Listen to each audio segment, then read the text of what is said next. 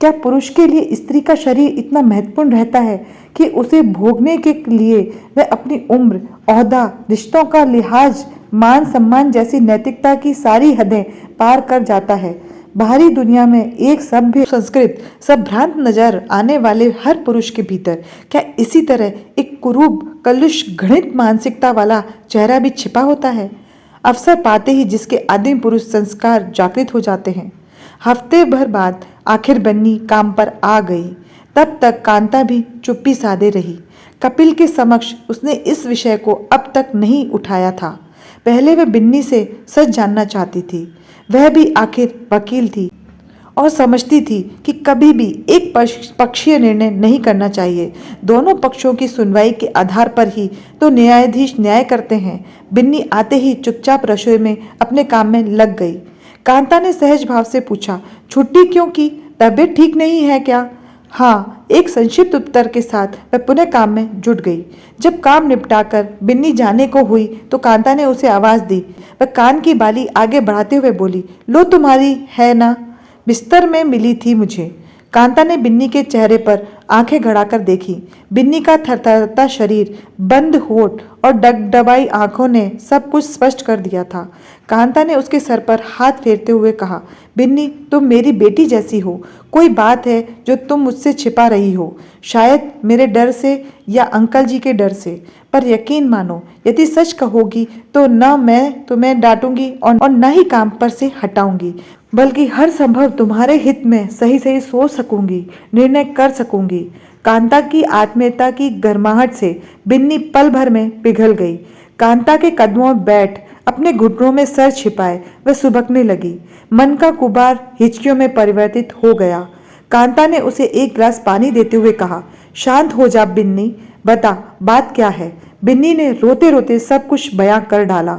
वही अनपेक्षित सत्य जिसे पिछले 8 दिन से कांता सच झूठ की तुला पर मन ही मन तोल रही थी, आज वही सत्य उसके समक्ष नंगा नाच रहा था।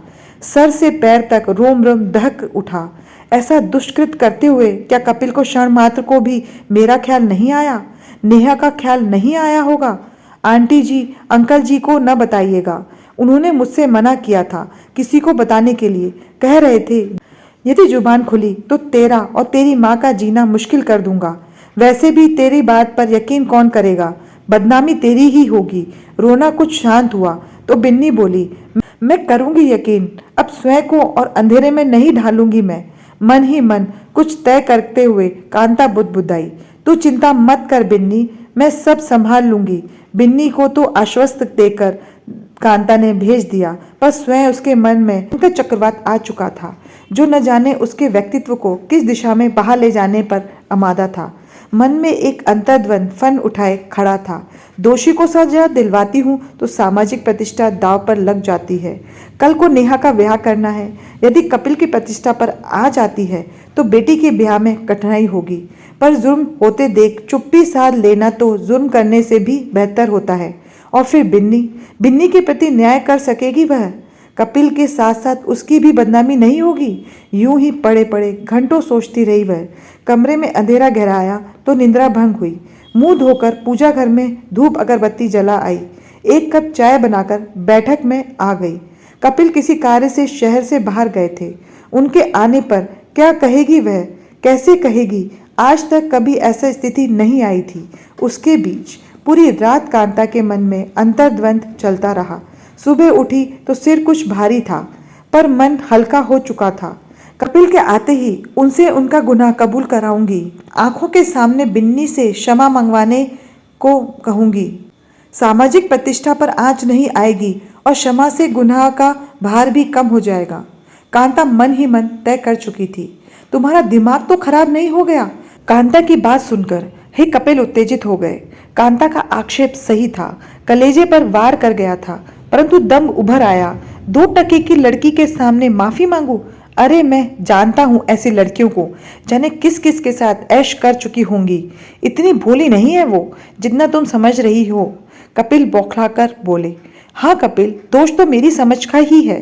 तुम्हें भी मैं अब तक कहाँ समझ पाई थी। स्वर भर्रा गया कांता का।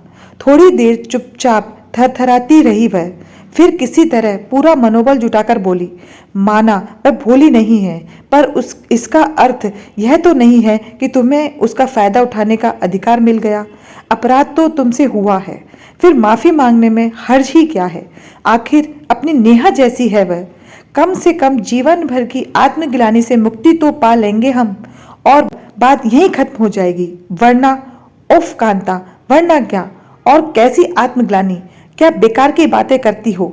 कपिल झल्लाकर बोले, मैंने कोई जानबूझकर या सोच समझकर नहीं किया ये सब।